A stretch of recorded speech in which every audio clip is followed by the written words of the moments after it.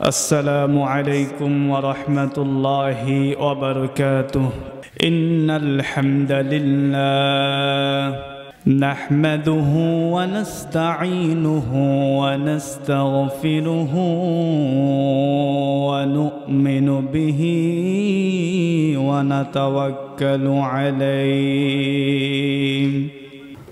أما بعد فقد قال الله تبارك تعالى في كلامه المجيد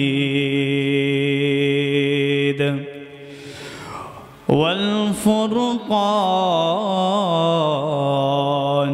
الحميد.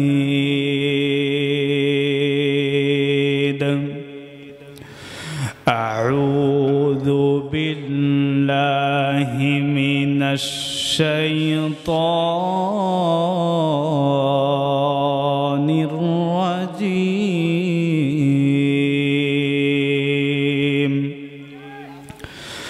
بسم الله الرحمن الرحيم. قد أفلح المؤمنون الذين هم في صلاتهم خاشعون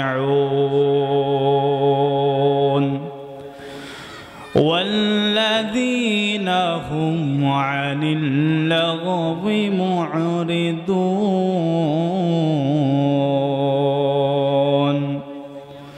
والذين هم للزكاة فاعلون والذين هم لفروجهم حافظون.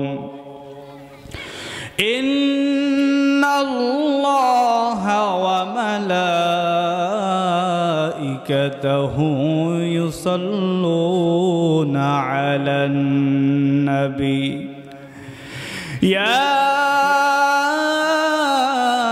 أيها الذين آمنوا صلوا عليه وسلموا تسليما. شهيد درود إبراهيم পাঠ করি। اللهم صل على محمد وعلى آل محمد كما صليت على إبراهيم وعلى آل إبراهيم إنك حميد مجيد. اللهم بارك على محمد وعلى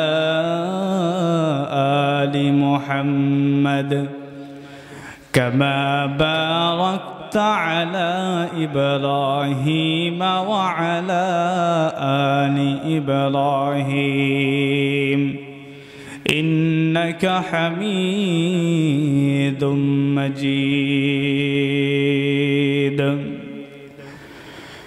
رہے میرے مسکن حوالی کعبہ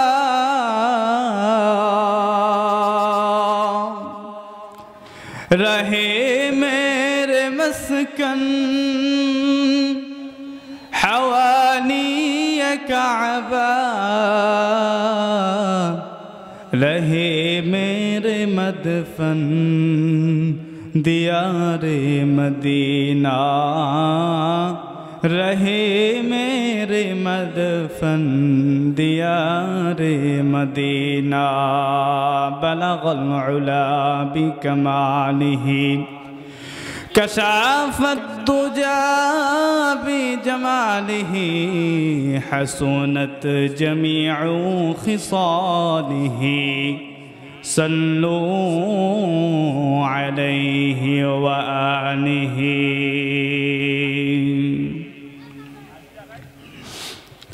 সকলে একবার জিকির করি মুহাব্বতের সহিত লা ইলাহা ইল্লাল্লাহ লা ইলাহা ইল্লাল্লাহ লা ইলাহা ইল্লাল্লাহ মুহাম্মাদুর রাসূলুল্লাহ সাল্লাল্লাহু আলাইহি ওয়াসাল্লাম। ঐতিহ্যবাহী জেলা দিনাজপুর বিরল উপজেলার কাশিডাঙ্গা কান্দরপাড়া বাইতুল জান্নাত জামে মসজিদের উদ্যোগে আয়োজিত আজকের এই তাফসীরুল কুরআন মাহফিলের সম্মানিত সভাপতি, প্রধান অতিথি, উলামায়ে কেরাম, তলাবা ইজাম, আমার সামনে উপবিষ্ট আমার ময় বৃদ্ধ বাবারা এবং পর্দার আড়ালে মা ও বোনেরা, সকলের প্রতি আবারও আমার সালাম। আসসালামু আলাইকুম ওয়া রাহমাতুল্লাহি ওয়া বারাকাতুহু। সালামের আওয়াজ না পাওয়া পর্যন্ত আমি আলোচনা করব না। আজকে শুধু সালাম দিতেই যাব। এতগুলো মানুষের মধ্যে যদি এই আওয়াজ হয়, তাহলে আমি তো মনে করতেছি যে হয়তো আপনাদের কণ্ঠর মধ্যে পর্দা রয়েছে। আপনাদের কণ্ঠের মধ্যে কি পর্দা রয়েছে? আবারও আমি সালাম দিচ্ছি। সকলেই কৃপণতাকে দূর করে উচ্চ আওয়াজে, কালিমার আওয়াজে সকলেই সালামের উত্তর নেবেন। আসসালামু আলাইকুম ওয়া রাহমাতুল্লাহি ওয়া বারাকাতুহু। মাশাআল্লাহ। এবার মনে হয় আলোচনা শুরু করা যায়। এবার মনে হচ্ছে যে না, সামনে কিছু লোক উপবিষ্ট রয়েছে। আলহামদুলিল্লাহ। সকলেই কেমন আছেন? আরেকটু আওয়াজ দিয়ে বলতে হবে, সকলেই কেমন আছেন? ভালো রেখেছেন কে? সব সময় সুখে দুঃখে সব সময় একমাত্র শুকরিয়া আদায় করতে হবে কার? আরেকটু আওয়াজ দিয়ে বলতে হবে কার? যেই আল্লাহ এই এত সুন্দর একটি পৃথিবীতে আমাদেরকে প্রেরণ করলেন, আমাদেরকে পাঠাইলেন, সেই আল্লাহর জন্য সকলেই জোরে মন খুলে একটি স্লোগান দিব। আমি বলবো লিল্লাহে তাকবীর, আপনারা বলবেন আল্লাহু আকবার। সকলেই প্রস্তুত আছেন? হাত দুইটাকে মুষ্ট করেন। মনের যত জোর রয়েছে কাফেরদের বিরুদ্ধে হুঙ্কার দেওয়ার জন্য, মুশরিক নাস্তিকদের বিরুদ্ধে হুঙ্কার দেওয়ার জন্য হাতগুলাকে এরকম ভাবে বন্ধ করেন। হাত রাখবেন বুক বরাবর। যখনই বলবো লিল্লাহে তাকবীর, হাত উঠবে সোজা আল্লাহর দিকে, আকাশের দিকে। সকলে রেডি আছেন? লিল্লাহে তাকবীর, লিল্লাহে তাকবীর। আল কোরআনের আলো, দ্বীন ইসলামের আলো। মাশাআল্লাহ। প্রিয় উপস্থিতি, আলোচনার মধ্যে চলে গেলাম। সময় খুব সংক্ষিপ্ত, বিস্তারিত বলার সময়ও নাই। আল্লাহ যদি তৌফিক দেয়, আমি সূরাতুল মুমিনুন থেকে কিছু আয়াতের তাফসীর করার চেষ্টা করব। ওমা তৌফিকি ইল্লা বিল্লাহ। সূরাতুল মুমিনুন পবিত্র কোরআনের একটি সূরা। আল্লাহ তাআলা কাফেরদের জন্য, কাফেরদের নামও একটা সূরা দিলেন। সেই সূরার নাম হচ্ছে সূরাতুল কাফিরুন। আল্লাহ তাআলা মুনাফিক যারা জাহান্নামের সর্বনিকৃষ্ট যে স্থান রয়েছে, সেই স্থানে যারা থাকবেন তাদের জন্য আল্লাহ একটা সূরা দান করলেন। সেই সূরা হচ্ছে সূরাতুল মুনাফিকুন। এরকম ভাবে আল্লাহ তাআলা মুমিনদের জন্য একটা সূরা দান করলেন, সূরাতুল মুমিনুন। বলি সুবহানাল্লাহ। এই সূরাতুল মুমিনুন সম্পর্কে আগে আমাদের একটু শানে নুজুল জানতে হবে। একবার রাসূলুল্লাহ সাল্লাল্লাহু আলাইহি ওয়াসাল্লাম সাহাবাদের সমস্ত সাহাবা کرامকে সামনে নিয়ে বসেছিলেন। এমত অবস্থায় হযরত ওমর ফারুক রাদিয়াল্লাহু তাআলা আনহু উনি মৌমাছির গুনগুন আওয়াজের মতো আওয়াজ শুনতে পাইলেন। উনি তার ডানে বামে সামনে পিছনে সব দিকে তাকায়, কিন্তু কোথাও এই মধুমাক্ষী মৌমাছি দেখা যায় না। এবার ফারুক আজম হযরত ওমর রাদিয়াল্লাহু তাআলা আনহুর বুঝতে আর বাকি রইল না, এটা মৌমাছির আওয়াজ নয়, এটা হচ্ছে রাসূলুল্লাহ সাল্লাল্লাহু আলাইহি ওয়াসাল্লামের উপর এই মুহূর্তে ওহী নাজিল হইতেছে। বলি সুবহানাল্লাহ। রাসূলুল্লাহ সাল্লাল্লাহু আলাইহি ওয়াসাল্লামের উপর বিভিন্নভাবে ওহী আসতো, বিভিন্নভাবে ওহী নাজিল হইতো। কখনো বা মিসলা সলসলাতিল জারস, বিকট আওয়াজের ঘন্টির মতো রাসূলুল্লাহ সাল্লাল্লাহু আলাইহি ওয়াসাল্লামের কাছে ওহী আসতো। কখনো বা হযরতে জিবরাইল আমিন আলাইহিস সালাতু ওয়াস সালাম উনার শরীরে এসে হেরা গুহার মধ্যে রাসূলুল্লাহ সাল্লাল্লাহু আলাইহি ওয়াসাল্লামকে ওহী ঢেলে দিতেন। কখনো বা স্বপ্নের যুগে রাসূলুল্লাহ সাল্লাল্লাহু আলাইহি ওয়াসাল্লাম ওহী পাইতেন। তো প্রিয় ভাইরা আমার, আমরা যেই কোরআনকে এখন পেয়েছি, এই কোরআনটাকে এই এমদাদিয়া লাইব্রেরি তারা সুন্দর করে একটা কোরআন ছাপাই দিল, আর সেই কোরআনকে আমরা আজকে বাড়িতে নিয়ে আসলাম, বাবা নিয়ে আসছে, আর সেই কোরআনকে সুন্দরভাবে পড়লাম, বা শেষ। কোনো কষ্ট নাই, কোনো দুঃখ কষ্ট কিচ্ছু নাই। 160 টাকা দিয়ে একটা কোরআন নিয়ে এসেছে, কোরআনকে আমরা পড়তেছি। কিন্তু এই কোরআন যেভাবে নাজিল হয়েছিল, এই নাজিল হওয়ার ঘটনা শুনলে হয়তো আপনার চোখের অশ্রু ধরে রাখতে পারবেন না। একবার হযরতে জিবরাইল আলাইহিস সালাতু ওয়াস সালাম যখন সর্বপ্রথম রাসূলুল্লাহ সাল্লাল্লাহু আলাইহি ওয়াসাল্লামের কাছে ওহী নিয়ে আসলেন, তখন হযরতে জিবরাইল আলাইহিস সালাতু ওয়াস সালাম রাসূলুল্লাহ সাল্লাল্লাহু আলাইহি ওয়াসাল্লামকে বললেন যে, হে আল্লাহর রাসূল, আপনি পড়ুন। কি পড়ব?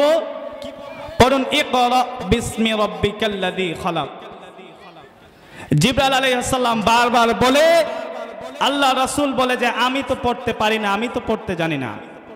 তখন হযরত জিবরাইল আলাইহিস সালাতু ওয়াস সালাম রাসূলুল্লাহ সাল্লাল্লাহু আলাইহি ওয়াসাল্লামের সিনা মোবারকের সাথে নিজের সিনা নিয়ে এমন জোরে চাপ দিলেন, রাসূলুল্লাহ সাল্লাল্লাহু আলাইহি ওয়াসাল্লাম বর্ণনা করেন যে, আমার জীবনের যত কষ্ট পেয়েছি, যত কষ্ট আমাকে কাফেররা দিয়েছে, যত কষ্ট পেয়েছি, সব কষ্টকে যদি এক পাল্লায় করা হয়, আর সেই জিবরাইল আমিন যখন আমাকে ওহী ঢেলে দেন, আমার বুকের সিনার সাথে সিনা রেখে যখন চাপ দেন, তখন আমার যেই কষ্টটি হয়েছিল, এক পাল্লায় আমার সারা জীবনের সমস্ত কষ্টগুলোকে রেখে দিলাম, আরেক পাল্লায় ওই জিবরাইল আমিনের ওই সময়ের কষ্টটুকু রেখে দিলাম। সুতরাং যদি ওই পাল্লাকে যদি মাপা হয়, তাহলে ওই জিবরাইলের ওই কষ্টটাই বেশি আমার কাছে কষ্ট মনে হবে। এমনভাবে কোরআন নাজিল হয়েছে। তো যাই হোক, যখন মৌমাছির আওয়াজের মতো হযরত ওমর ফারুক রাদিয়াল্লাহু তাআলা আনহু আওয়াজ শুনতে পাইলেন, তখন বুঝতে পারলেন যে ওহী নাজিল হইতেছে। তখন রাসূলুল্লাহ সাল্লাল্লাহু আলাইহি ওয়াসাল্লাম সর্বপ্রথম পশ্চিম দিকে হয়ে, কিবলার দিকে হয়ে রাসূলুল্লাহ সাল্লাল্লাহু আলাইহি ওয়াসাল্লাম আল্লাহর কাছে দুখানা হাত তুলে দোয়া করলেন, আল্লাহুম্মা জিদনা ওয়া লা তানকুসনা ওয়া আকরিমনা ওয়া লা তুহিন্না ওয়া আ'তিনা ওয়া লা তুহাররিমনা ওয়া আসিরনা ওয়া লা তুয়াসসিরনা ওয়া আরদি আন্না ওয়ারদিনা। বলে আমিন। আরেকটু জোরে আল্লাহুম্মা আমিন। রাসূলুল্লাহ সাল্লাল্লাহু আলাইহি ওয়াসাল্লাম দোয়া করলেন, আল্লাহুম্মা জিদনা, হে আমার মাবুদ, হে আমার প্রতিপালক, জিদনা, আপনি আমাদেরকে বাড়িয়ে দিন, যা দেওয়ার দিবেন তা বাড়িয়ে দিবেন। ওয়ালা তানকুসনা, আপনি বাড়িয়ে দেওয়ার মধ্যে কমতি করবেন না, কম দিবেন না। ওয়া আকরিমনা, আপনি আমাদেরকে সম্মানিত করুন। ওয়ালা তুহিন্না, আপনি আমাদেরকে লজ্জিত করিয়েন না। ওয়া আতিনা, আপনি আমাদেরকে দান করেন। ওয়ালা তুহাররিমনা, আপনি আমাদেরকে মাহরুম করেন না। ওয়া আসিরনা, আপনি আমাদের উপরে কাউকে বিজয় দান করিয়েন না। ওয়ালা তুয়াসসিরনা, অন্যদের উপরে আপনি আমাদেরকে বিজয় দান করুন। ওয়ারদি আন্না, আপনি আমাদের প্রতি সন্তুষ্ট হয়ে যান, ওয়ারদিনা, এবং আপনি আমাদেরকে সন্তুষ্ট করে দিন। আবার জোরে বলি আল্লাহুম্মা আমিন। এই দোয়া করার পর রাসূল করিম সাল্লাল্লাহু আলাইহি ওয়াসাল্লাম সাহাবীদের দিকে পুনরায় ফিরে গেলেন। এবার রাসূলুল্লাহ সাল্লাল্লাহু আলাইহি ওয়াসাল্লাম সাহাবীদেরকে বললেন, ওহে আমার সাহাবারা, এই মুহূর্তেই আল্লাহ তাআলা আমার নিকটে সূরাতুল মুমিনুন নামে একটা সূরা নাজিল করেছেন। এই সূরার প্রথম 10টি আয়াত আমি তোমাদের সামনে পাঠ করব। রাসূলুল্লাহ সাল্লাল্লাহু আলাইহি ওয়াসাল্লাম সূরাতুল মুমিনুনের প্রথম 10টি আয়াত যখন পাঠ করে শোনানোর পরে বললেন, ইহার মধ্যে 7টি গুণ রয়েছে। যদি কোনো মুমিন, যদি কোনো মুসলমান কেউ যদি পরিপূর্ণ মুমিন হইতে চায়, কেউ যদি পাক্কা ইমানদার হইতে চায়, তাহলে সে যেন এই 7টা জিনিসকে মান্য করে। যদি কেউ এই 7টা জিনিসকে মান্য করবে, মান আকামাহুন্না দাখালাল জান্নাহ, বলি সুবহানাল্লাহ। সাল্লাল্লাহু আলাইহি ওয়াসাল্লাম বলেন, যদি কেউ পূর্ণভাবে এই 7টা জিনিসকে, পূর্ণভাবে এই 7টা বিধানকে আঁকড়ে ধরে, তাহলে আমি ওয়াদা দিতেছি, মান আকামাহুন্না দাখালাল জান্নাহ, আমি ওই ব্যক্তিকে, আল্লাহর সেই ব্যক্তি, ওই ব্যক্তি আল্লাহর জান্নাতে প্রবেশ করবে, বলি সুবহানাল্লাহ। 7টা জিনিস, এই 7টা জিনিসকে যদি মানতে পারি, তাহলে আমরা পরিপূর্ণ মুমিন। সূরাতুল মুমিনুন, যারা এই 7টা জিনিসকে ঠিকমতো পালন করবে, তারা এই সূরাতুল মুমিনুন তাদের জন্যই, বলি সুবহানাল্লাহ। আলোচনা শুরু করে দিতেছি। আল্লাহ তাআলা বলেন, قد أفلح المؤمنون الذين هم في صلاتهم خاشعون। আল্লাহ তাআলা বলেন, ঈমান এনেছে যারা, সফল হয়েছে তারা, যারা ঈমান নিয়ে এসেছে। মৌলিক ভিত্তি, প্রথম ভিত্তি হচ্ছে ঈমান আনা। সুতরাং যারা ঈমান এনেছে, যারা ঈমান নিয়ে এসেছে, তারা সফল হয়েছে। তবে এই সফলের মধ্যে আবার কিছু কথা আছে। যারা ঈমান এনেছে তারা সফল। ঈমান, আপনি এই আপনাদের বিরল কাশিরাঙ্গা থেকে শূন্য লিখতে লিখতে লিখতে লিখতে দিনাজপুর শহর পর্যন্ত শূন্য দিয়ে ভর্তি করে দিলেন। এখন আপনারা বলুন, এই শূন্যর কি কোনো দাম আছে? এখন এই শূন্যের আগে আমি যদি একটা 1 লিখে দেই, তাহলে এই শূন্যটা হয়তো সহস্র হবে, নয়তো এটা লক্ষ হবে, নয়তো নিযুত হবে, নয়তো কোটি হবে, কিছু তো একটা হবে নাকি? তো এই একটা হচ্ছে ঈমান। সুতরাং যাদের এই একটা থাকবে তারা হচ্ছে সফল। তারা যা আমল করবে সমস্ত আমল তাদের আমল নামায় জয়েন হবে, বলি সুবহানাল্লাহ। তো ঈমান যাদের নাই, আমল করে কোনো লাভ তাদের নাই। আল্লাহ তাআলা বলতেছেন, কদ আফলাহাল মুমিনুন, মুমিনরা সফল হয়ে গিয়েছে। মুমিন কারা? আল্লাহ তাআলা বলতেছেন, আল্লাযীনা হুম ফি সালাতিহিম খাশিউন।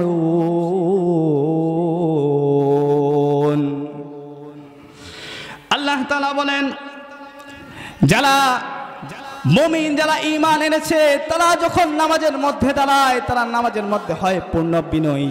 তারা নম্রতা ও বিনয়ের সাথে তারা নামাজের মধ্যে দাঁড়ায়। সুবহানাল্লাহ। আল্লাহ তাআলা বলেন, এই নামাজের মধ্যে যারা পূর্ণ বিনয়ের সাথে দাঁড়াবে, যখন তারা খুশু খুজুর সাথে দাঁড়াবে, খুশু তাদের অন্তরটা দুনিয়ার যত ধ্যান ধারণা রয়েছে, সমস্ত ধ্যান ধারণা থেকে পৃথক করে, সমস্ত ধ্যান ধারণা থেকে ফিরে একমাত্র আল্লাহর দিকে রুজু হওয়া, একমাত্র আল্লাহর দিকে ফিরে ওই নামাজকে কায়েম করা, সেটা হচ্ছে ওয়াল্লাযীনা হুম ফি সালাতিহিম খাশিউন। যখন নামাজ পড়ব, নিজের যত ধ্যান ধারণা, দুনিয়ার যত চিন্তা আছে, সমস্ত চিন্তা থেকে ফারেক হইতে হবে, সমস্ত চিন্তা থেকে আলাদা হয়ে, পৃথক হয়ে ওই আল্লাহ তাআলার দরবারে দাঁড়াইতে হবে, আল্লাহ তাআলার কাছে দাঁড়াইতে হবে, সিজদা করতে হবে সিজদা করার মতো, রুকু করতে হবে রুকু করার মতো।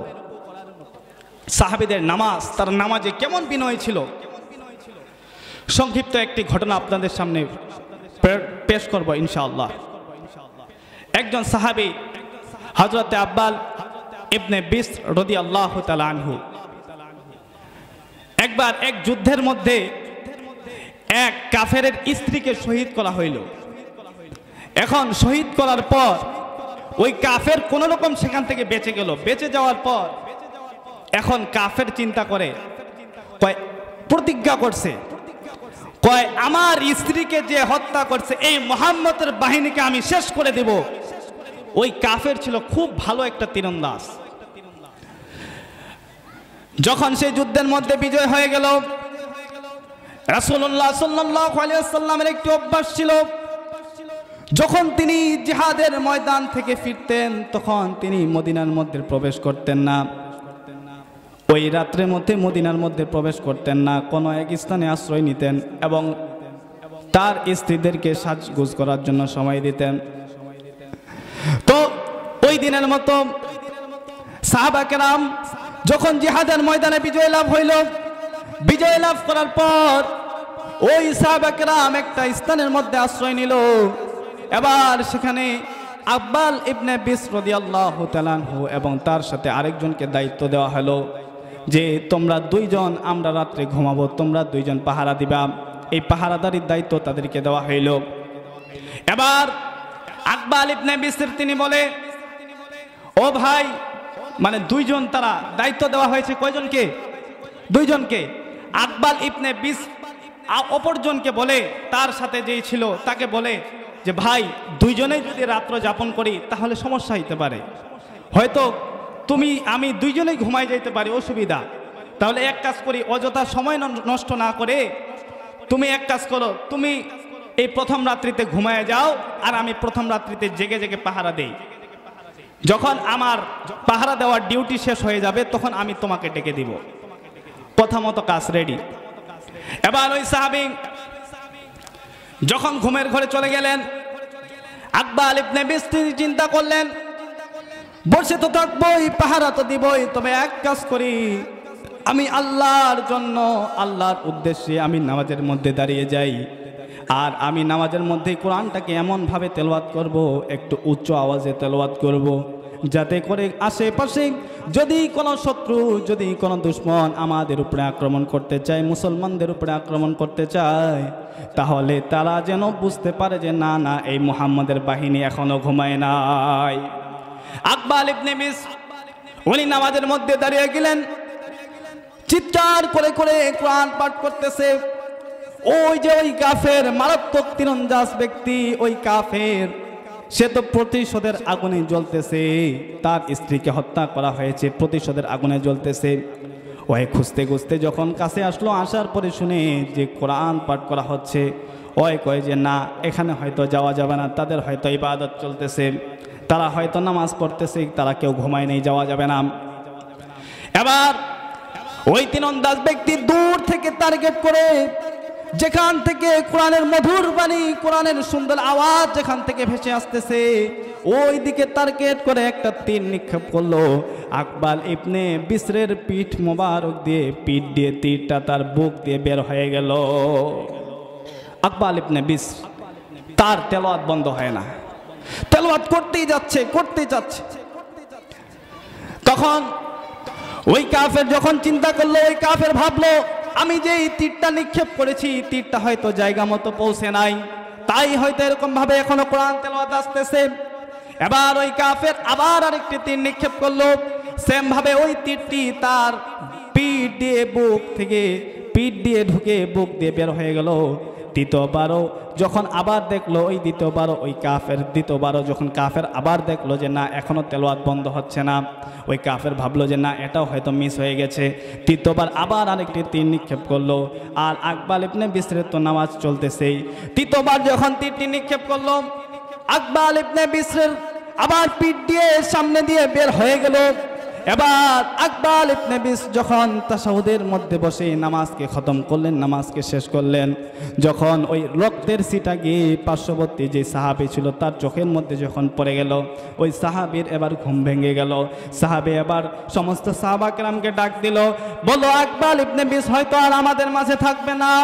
আব্বাল ইবনে বিসকে সাহাবারা প্রশ্ন করলো, ওহে তুমি কেন নামাজকে ছেড়ে দাও নাই? তুমি তো চাইলে নামাজকে ছেড়ে দিতে পারতা, তুমি কেন নামাজকে ছেড়ে দাও নাই? আকবাল ইবনে বিশর কয়, আমি নামাজের মধ্যে এমন এমন মজা পাচ্ছিলাম, প্রথম তীরটি যখন আমার পিঠ দিয়ে ঢুকে বুক দিয়ে বের হয়ে গেছে, তখন আমি বিন্দু মাত্র টের পাই নাই। নামাজের মধ্যে আমি এত মজা পাচ্ছিলাম, আল্লাহর কাছে দাঁড়াই আমি এত মজা পাচ্ছিলাম, যেটা আমি বলতে বুঝাইতে পারবো না, বলে বুঝাইতে পারবো না। চিন্তা করেন আল্লাহু আকবার, কি ধরনের ছিল তাদের নামাজ।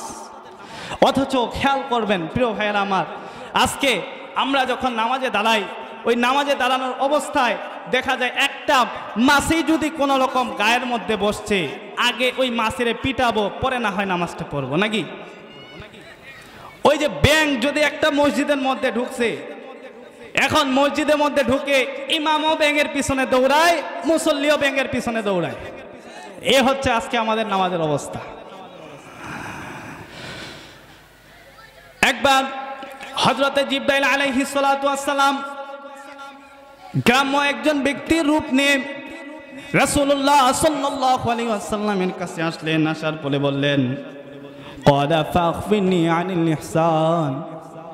তিনি এসে রাসূলুল্লাহ সাল্লাল্লাহু আলাইহি ওয়াসাল্লামকে বললেন, ইয়া রাসূলুল্লাহ ফাখবিরনি আনিল ইহসান, আপনি ইহসান সম্পর্কে আমাদেরকে খবর দেন, আমাকে খবর দেন। রাসূলুল্লাহ সাল্লাল্লাহু আলাইহি ওয়াসাল্লাম বললেন, ক্বালা আন তা'বুদাল্লাহা কাআন্নাকা তারাহু ফাইন লাম তাকুন তারাহু ফাইন্নাহু ইয়ারাক। ওই সাহাবী অর্থাৎ জিবরাইল রূপ নিয়ে যখন এই কথা বলে, রাসূলুল্লাহ সাল্লাল্লাহু আলাইহি ওয়াসাল্লাম বললেন, ইহসান হচ্ছে এমন ভাবে ইবাদত করা, আন তা'বুদাল্লাহা কাআন্নাকা তারাহু, যখন তুমি ইবাদতের মধ্যে মশগুল থাকবা তখন তুমি এমন ভাবে ইবাদত করো, কাআন্নাকা তারাহু, যেন তুমি তোমার সামনে আল্লাহকে দেখতেছো। বলি সুবহানাল্লাহ। ইবাদত করতেছো, রুকু করতেছো, তোমার সামনে আল্লাহ উপস্থিত, তুমি আল্লাহকে স্বয়ং দেখতেছো। কোরআন পাঠ করতেছো, আল্লাহুম্মা কোরআন পাঠ করতেছো, ইহদিনাস সিরাতাল মুস্তাকিম, হে আল্লাহ আপনি আমাদেরকে সরল সঠিক পথ দেখান, সরল সঠিক পথ দান করুন।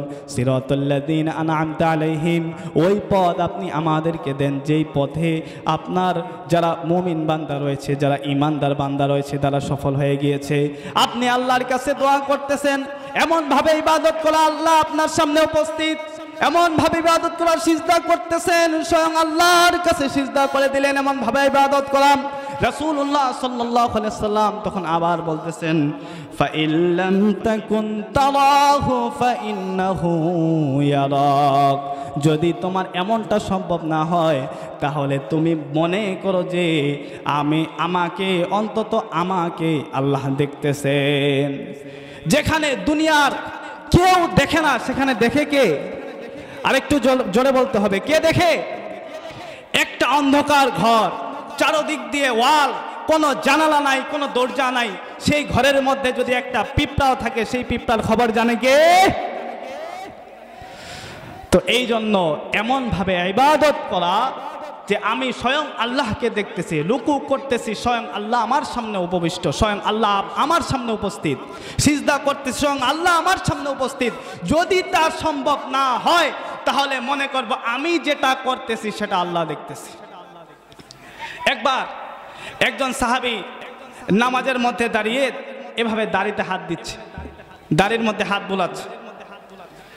এবার ওই সাহাবী যখন রাসূলুল্লাহ সাল্লাল্লাহু আলাইহি ওয়াসাল্লাম সাহাবীকে দেখলেন, দেখার পরে বললেন যে ওই সাহাবীকে দেখে মনে হচ্ছে সে হয়তো নামাজের মধ্যে নাই, কারণ নামাজের মধ্যে হইলে দৃষ্টি থাকবে সোজা কোন দিকে? সিজদার দিকে। কোন দিকে? এমন ভাবে ইবাদত করা, এমন ভাবে ইবাদত করা। একবার একজন সাহাবী মসজিদে নববীর মধ্যে দাঁড়ায় নামাজ পড়তেছে, রাসূলুল্লাহ সাল্লাল্লাহু আলাইহি ওয়াসাল্লাম পিছনে বসা। রাসূলুল্লাহ সাল্লাল্লাহু আলাইহি ওয়াসাল্লাম যখন দেখলো ওই সাহাবীর নামাজ শেষ, চলে আসতেছে, রাসূলুল্লাহ সাল্লাল্লাহু আলাইহি ওয়াসাল্লাম তাকে বলল, যাও আবার গিয়ে নামাজ পড়ো।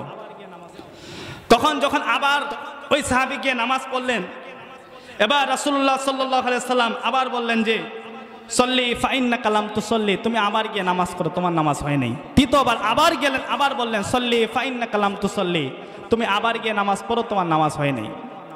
এবার ওই সাহাবী কান্না করলেন, কান্না করে রাসূলুল্লাহ সাল্লাল্লাহু আলাইহি ওয়াসাল্লামের কাছে আসলেন। আসার পরে বললেন, ইয়া রাসূলুল্লাহ, ইয়া হাবিবাল্লাহ, আমি তো নামাজ পড়লাম, তিনবার নামাজ পড়লাম, তবে আমার নামাজটা কেন হইল না, কারণটা কি? রাসূলুল্লাহ সাল্লাল্লাহু আলাইহি ওয়াসাল্লাম ওই সাহাবীকে তার বুকের মধ্যে জড়িয়ে ধরলেন, ধরে বুঝাইলেন যে তুমি যেই নামাজটা আদায় করলা, তুমি যেভাবে নামাজ পড়তেছো, এই নামাজটা তোমার দেখি সিজদার মধ্যে গিয়ে, রুকুর মধ্যে গিয়ে তোমার ধীরস্থিততা নাই। ওই রুকুর মধ্যে গিয়ে উঠো আর নামো, সিজদার মধ্যে গিয়ে উঠো আর নামো, তোমার দুই সিজদার মাঝখানে বসারও কোনো নাম নাই। এমন নামাজ আল্লাহ তোমার কবুল করবে না। আমরা আজকে এটাই হয় আমাদের।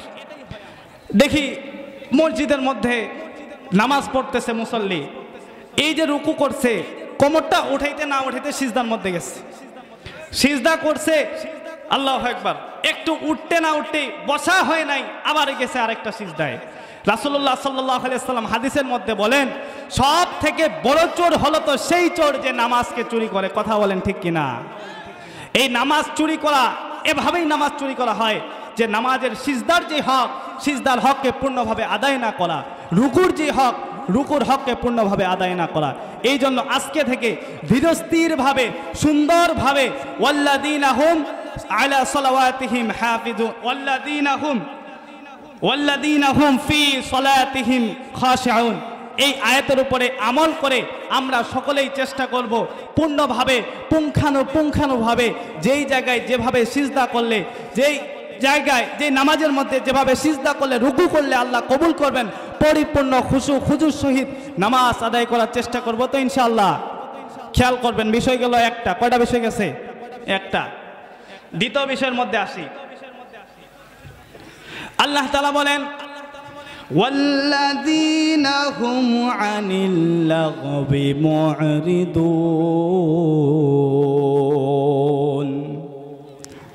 আল্লাহ তাআলা বলেন, ঈমানদার হইল তারা, পাক্কা মুমিন হইল তারা, আনিল লাগবি মুরিদুন, যারা অনর্থক কাজ থেকে যারা নিজেকে পৃথক রাখে, অশ্লীল বাক্য থেকে তারা নিজেকে পৃথক রাখে, তারাই হচ্ছে সর্বোত্তম মুমিন। বলি সুবহানাল্লাহ। অনর্থক কাজ, অনর্থক কথা বলতে কি বুঝি? অসার বাক্য, অসার কলাপ। এই অসার কলাপ, অসার বাক্য বলতে বুঝি যে যেই জায়গায় গেলে ইসলামের কোনো ফায়দা নাই, সেই জায়গাটাই হচ্ছে অসার বাক্য। অসার বাক্যর জায়গা, অসার কলাপের জায়গা, সেই জায়গার মধ্যে যাওয়া যাবে? যেই জায়গায় ইসলামের ফায়দা নাই তো নাই, আবার সেখানে গেলে ক্ষতি আছে না নাই? যেই জায়গায় ইসলামের কল্যাণ নাই, সেই জায়গায় কি রয়েছে? যেখানে আমল নাই, যেখানে ঈমান নাই, সেখানে উপস্থিত কে? শয়তান। তো এই অসার কলাপ, অসার বাক্য, এই সম্পর্কে আরেকটি আয়াত আল্লাহ তাআলা বলেন, وَمِنَ النَّاسِ مَن يَشْتَرِي لَهْوَ الْحَدِيثِ لِيُضِلَّ عَن سَبِيلِ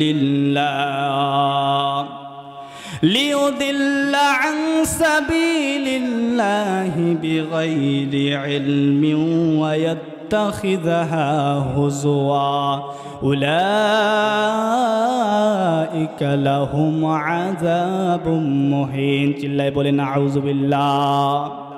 আল্লাহ তাআলা বলেন, وَمِنَ النَّاسِ مَن يَشْتَرِي لَهْوَ الْحَدِيثِ, মানুষদের মধ্যে এমন কত লোক রয়েছে, এমন কতগুলো লোক রয়েছে, মান ইয়াশতারি লাহওয়াল হাদিস, যারা অসার বাক্য, অসার কলাপ, যারা অসার বাক্যর জন্য বাহিরের দেশ থেকে, অন্যের দেশ থেকে কি কিনে আনে, মান ইয়াশতারি লাহওয়াল হাদিস, অনর্থক কথাবার্তা যারা ক্রয় করে আনে, গায়িকাকে ক্রয় করে আনে। এই আয়াতের শানে নুজুলে বলা হয়েছে যে একজন প্রখ্যাত কাফের নজর বিন হারেস, সে যখন দেখলো যে এই মুহাম্মদ কি একটা পড়ায়, কোরআন কি একটা শুনে, যে শুনে সেই মুসলমান হয়ে যায়। বলে সুবহানাল্লাহ। এখন সে ভাবে যে কি করা যায়, এটাকে তো বন্ধ করার দরকার। তখন সে চিন্তা করলো, আমি তো বাইরের দেশে ব্যবসা করার জন্য যাই, তাহলে আমি সেখান থেকে একজন গায়িকাকে ক্রয় করে আনবো, দেখি কেমন হয়। এবার ওই যখন নজর বিন হারেস সে যখন গায়িকাকে ক্রয় করে আনছে, তখন আল্লাহ তাআলা এই আয়াতকে নাজিল করে দেন। আল্লাহ তাআলা বলেন কি, যে তারা অনর্থক অযথা কোনো কাজের জন্য কোনো গায়িকাকে ক্রয় করে আনে, লিউদিল্লাহ আন সাবিলিল্লাহ, আল্লাহর পথ থেকে ভ্রান্ত করার জন্য, আল্লাহর পথ থেকে পথ ভ্রষ্ট করার জন্য। বিগরে ইলমিন, তারা জানে না, তারা বুঝে না। ওয়ায়াত্তাখিযাহা হুজুয়া, এবং তারা তা নিয়ে ঠাট্টা বিদ্রুপের মধ্যে মশগুল থাকে, লিপ্ত থাকে। উলাইকা লাহুম আযাবুম মুহিন, জেনে রাখো তাদের জন্য রয়েছে যন্ত্রণাদায়ক শাস্তি। এই অনর্থক লাহওয়াল হাদিস, এটার দ্বারায় হযরতে আব্দুল্লাহ ইবনে মাসউদ রাদিয়াল্লাহু তাআলা আনহু তিনি ব্যাখ্যা করেন, এই লাহওয়াল হাদিস দ্বারা উদ্দেশ্য হচ্ছে গান বাজনা, বাদ্যযন্ত্র ইত্যাদি। আর মাইয়াস্তারি অর্থাৎ ক্রয় করে যে তারা আনে, এর দ্বারা বোঝা যায় যে তারা বাড়িতে যে ডেস্ক, বাড়িতে যে বক্স ইত্যাদি যেগুলা গান বাজনার জন্য ক্রয় করে আনে, সেগুলাকে বলা হয়েছে। সুতরাং আল্লাহ সরাসরি ঘোষণা করে দিয়েছে কি, যে যারা এই গান বাজনার মধ্যে লিপ্ত থাকবে, তোমরা জেনে রাখো উলাইকা লাহুম আযাবুম মুহিন, তাদের জন্য রয়েছে যন্ত্রণাদায়ক শাস্তি। এই সম্পর্কে, গান বাজনা বাদ্য ইত্যাদি সম্পর্কে আপনারা আজকে দেখবেন এলাকার মধ্যে বিভিন্ন দুর্যোগ, ভূমিকম্প ইত্যাদি বিভিন্ন ধরনের আমাদের উপর গজব দেখা যায়। এই গজবের মূল কারণ যদি বলা হয়, তাহলে এই গজবের কারণ হচ্ছে এটাই। অপর এক আয়াতে আল্লাহ তাআলা ঘোষণা করতেছেন এভাবে, যাহারাল ফাসাদু ফিল বিররি ওয়াল বাহরি বিমা কাসাবাত আইদিন নাস। আল্লাহ তাআলা ঘোষণা করেন, এই যে দুনিয়ার মধ্যে, এই যে ভূমির মধ্যে এবং সাগরের মধ্যে যে ধরনের তোমরা ফাসাদ দেখতে পাও, এই ফাসাদের মূল কারণ হচ্ছে তোমরা নিজেরাই, অর্থাৎ বিমা কাসাবাত আইদিন নাস, এটা হচ্ছে তোমাদের হাতের কামাই। যখন আপনারা হাতের কামাই করবেন, এই হাতের কামাইটা কিন্তু আপনার কাছেই থাকবে। এই যে এত ধরনের দুর্যোগ দেখতে পাই, এই যে ক্যালিফোর্নিয়ায় গতকালকে নাকি গত পরশু দিনে যে একটা আগুন দেখা দিল, এই আগুনটা কিন্তু এখনো বন্ধ হয় না, আগুনটা জ্বলতেই যাচ্ছে এখনো। কি কারণ? কারণ কি? এই দাবানলের কারণটা কি? এই দাবানলের কারণ আপনারা সকলেই জানেন, ওই ক্যালিফোর্নিয়ায় সেখানে একেবারে অশ্লীলতার দিক দিয়ে বিশ্বের মধ্যে ফার্স্ট হচ্ছে সেই রাজ্যটা, এই ক্যালিফোর্নিয়া। সুতরাং যদি আপনার দেশের মধ্যেও যদি এরকম গান বাজনা বাদ্য ইত্যাদি যদি শুরু হয়ে যায়, তাহলে আপনি জেনে রাখুন আপনার জন্য এরকম ওই যে শাস্তি দেওয়া হয়েছে, আপনার জন্য কিন্তু সেই শাস্তি রেডি করার জন্য সেই শাস্তিকে দিয়েছেন। আল্লাহ আপনাকে সতর্ক করার জন্য সেই গজবকে দান করেছেন, আপনি সেখান থেকে সতর্ক হয়ে যান। আজকে আপনার এলাকার মধ্যে কিছু যুবক ভাইয়েরা, আমি তাদের হাত পা ধরে বলতে চাই, ভাই এই গান বাজনা ইত্যাদি করে তোমার লাভ কি, ফায়দা কি? কি লাভ পাচ্ছ তুমি? এটাতে ফায়দা কি? উল্টা তো মানুষের ক্ষতি, মানুষের ক্ষতি, লাভটা কি? এই যে যারা এই গান বাজনার মধ্যে যারা অর্থ ব্যয় করে, তারা যেই গুনাহ করলো, যারা এই অর্থকে ব্যয় করলো, তারা কিন্তু সেম গুনাহটা করলো। বলে নাউজুবিল্লাহ। অর্থ দিয়েছেন না, নেতা হইতে হবে, বড় নেতা হইতে হবে। অর্থ যদি না দেই তাহলে তো সমস্যা, আমরা তো ভোট পাবো না নাকি? এরকম চিন্তা ভাবনা করে, চিন্তা চেতনা নিয়ে গানের মধ্যে, গানের আসরে আপনি টাকাকে ব্যয় করলেন, সেই টাকা আপনার কোনো কল্যাণ তো বয়ে আনবেই না, আপনার জন্য রয়েছে অকল্যাণ। বলে ঠিক কিনা?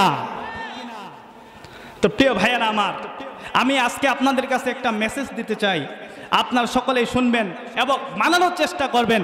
আপনার এই কাশিরাঙ্গা এরিয়ার মধ্যে যদি কোনো ব্যক্তি গান বাজনা বাদ্য ইত্যাদি যদি কেউ করতে চায়, আপনারা নিজ হাতে সেটাকে প্রতিরোধ করতে রাজি আছি তো ইনশাআল্লাহ?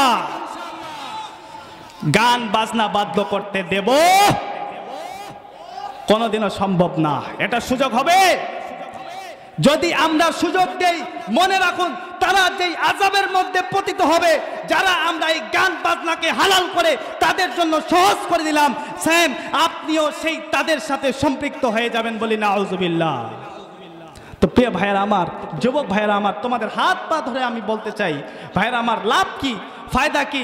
প্রিয় ভাইয়েরা আমার, যদি মরে যাও, এই মরে যাওয়াতে তুমি চিন্তা করো তোমার অবস্থাটা কি হবে। একবার চিন্তা করে দেখো, তুমি মারা গেছো, তোমার ফোনের মধ্যে গান বাজনা রয়ে গেছে, তোমার ফোনটা হয়তো তোমার ছেলের কাছে যাবে, তোমার ফোনটা হয়তো বা তোমার বাবার কাছে যাবে, হয়তো বা তোমার মায়ের কাছে যাবে। যখন তোমার বাবা তোমাকে মাটি দেওয়ার পর যখন তোমার ফোনটা খুলে দেখবে, ওই ফোনের মধ্যে দেখতে পাবে, আহারে আমার ছেলে জানি না আজকে কি অবস্থায় আছে। তাদের বিশ্বাস, তারা জানতো আপনি একটা ভালো ছেলে, ভদ্র ছেলে, তাদের যে একটা বিশ্বাস, সেই বিশ্বাসটা থাকবে না। আরে বিশ্বাস তো দূরের কথা, এই গান বাজনা ইত্যাদি যে রেখে গেলাম, এই গান বাজনাকে যে রেখে গেলাম, এটার দ্বারাই জানি না কবরের মধ্যে কি হবে। চিন্তা করি আমি বেশি বেশি সব সময় এটা নিয়ে চিন্তা করি যে এই গান বাজনা বাদ্য ইত্যাদি নিয়ে আমার লাভটা কি, ফায়দা কি, কি লাভ কি ফায়দা আছে এটার মধ্যে? উল্টা ক্ষতি, ক্ষতি আর ক্ষতি। একজন ইবনে কাইয়ুম রহমাতুল্লাহি আলাইহি, অনেক বড় আল্লাহ ওয়ালি, তিনি ইগাসাতুল লাহফান নামক একটি কিতাবের মধ্যে বর্ণনা করেন, এই গান বাজনা বাদ্য ইত্যাদির দ্বারাই কয়েকটি উদ্দেশ্য রয়েছে, মানে কয়েকটা ক্ষতি রয়েছে। তার মধ্যে একটা ক্ষতি হচ্ছে নিফাক, অন্তরের মধ্যে নিফাক সৃষ্টি হয়ে যাবে। এই যে আপনারা যারা এইখানে উপস্থিত হয়েছেন, আপনারা যারা বসেছেন, আপনারা এখনও খেয়াল করুন, বাজারের মধ্যে দোকানে পাশারে এখনও কিন্তু কিছু আল্লাহর বান্দা ঘুরঘুর করতেছে কিনা। তো যদি আপনারা চিন্তা করেন নেফাক, প্রথম নাম্বার গান বাজনা বাদ্য, এটার কারণ যেটা নেফাক, অর্থাৎ যদি কেউ গান বাজনা বাদ্য ইত্যাদি শ্রবণ করে তাহলে তার অন্তরের মধ্যে নেফাকি পয়দা হয়ে যাবে। তাকে কোরআনের কথা ভালো লাগবে না, তাকে হাদিসের কথা ভালো লাগবে না, তাকে এরকম সুন্দর জান্নাতি মজলিস তাকে ভালো লাগবে না, তাকে ভালো লাগবে বাজার। সব থেকে নিকৃষ্ট স্থান কোনটি বলুন, আপনারা বলুন, সব থেকে নিকৃষ্ট স্থান কোনটি? এখন আপনারা খেয়াল করে দেখবেন, যারা এখনো পর্যন্ত বাজারের মধ্যে দোকানে ঘোরাঘুরি করতেছে, তাহলে এখন আপনারা এদের ফয়সালা আপনারাই করে দেন। তো যাই হোক, প্রিয় উপস্থিতি, প্রথম নাম্বার হচ্ছে নেফাক। যদি কেউ গান বাজনা ইত্যাদি শ্রবণ করে তাহলে তার অন্তরের মধ্যে নেফাকি পয়দা হয়ে যাবে, তার কোনো কিছুই ভালো লাগবে না। দ্বিতীয় নাম্বার যেটা, সেটা হচ্ছে জিনা। তার জিনাহের প্রতি আকৃষ্ট হবে, তার বেশি বেশি সে জিনার জন্য রেডি থাকবে, বেশি বেশি সে জিনা করতে চাইবে। এরকম আছে না নাই? এই যে গান, বিভিন্ন অশ্লীল গান রয়েছে যেগুলা, এগুলার মধ্যে কিন্তু জিনাহের দিকে আকৃষ্ট করা হয় কিনা বলেন? এই জিনা থেকে বাঁচার জন্য গান বাজনাকে পরিত্যাগ করতে পারবো তো ইনশাআল্লাহ? এরপর এরকম আরো কয়েকটি কারণ উল্লেখ করা হয়েছে। তো প্রিয় ভাইরা আমার, সময় খুব সংক্ষিপ্ত, আমাদের প্রধান মেহমান আমাদের সামনে উপবিষ্ট হয়েছেন, আমাদের সামনে উপস্থিত হয়েছেন। তো তৃতীয় নাম্বার যেটা, সেটা হচ্ছে আল্লাহ তাআলা বলেন, ওয়াল্লাযীনা হুম লিয-যাকাতি ফাঈলুন। আল্লাহ তাআলা ঘোষণা করেন, সফল মুমিন তারা নিজের সম্পদ, তাকে যেই সম্পদ দেওয়া হয়েছে, বিশাল ধনী বানিয়ে দেওয়া হয়েছে, ওই বিশাল ধনী ব্যক্তি তার নিজের যে সম্পদ রয়েছে সেই নিজের সম্পদ থেকে ব্যয় করে আল্লাহর রাস্তায়, সে নিজের সম্পদ থেকে যাকাত দান করে। বলি সুবহানাল্লাহ।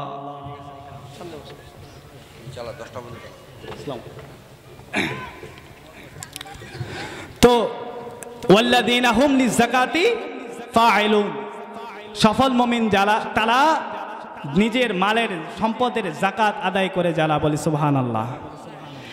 এই সম্পদের যাকাত সম্পর্কে বলা হয়েছে, যদি কোনো ব্যক্তি যাকাতকে আদায় না করে, তাকে যে সম্পদ দেওয়া হয়েছে সেই সম্পদকে যদি পূর্ণভাবে আদায় না করে, তার উপর যাকাত যে ফরজ করা হয়েছে, এই যাকাতের ফরজকে সে যদি না আদায় করে, আল্লাহ তাআলা ঘোষণা করেন, ওয়াল্লাযীনা ইয়াকনিজুনায-যাহাবা ওয়াল-ফিদ্দাতা ولا ينفقونها في سبيل الله فبشرهم بعذاب أليم।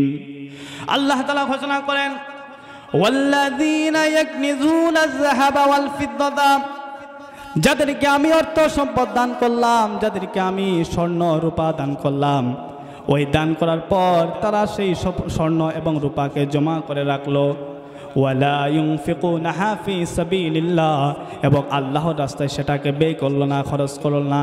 ফাবাশশিরহুম বিআযাবিন আলীম, সুতরাং হে নবী আপনি তাদেরকে আযাবের যন্ত্রণাদায়ক আযাবের সুসংবাদ দিন। সুবহানাল্লাহ না, সুসংবাদ। ওমা দেখি সবাই সুবহানাল্লাহ কয়, কি সামনের লোক কি ঘুমায়? এখানে কি জানলাম এখানে সুসংবাদ, ফাবাশশিরহুম বিআযাবিন আলীম, সুসংবাদ দেওয়া হয়েছে। আসলে কি সুসংবাদ?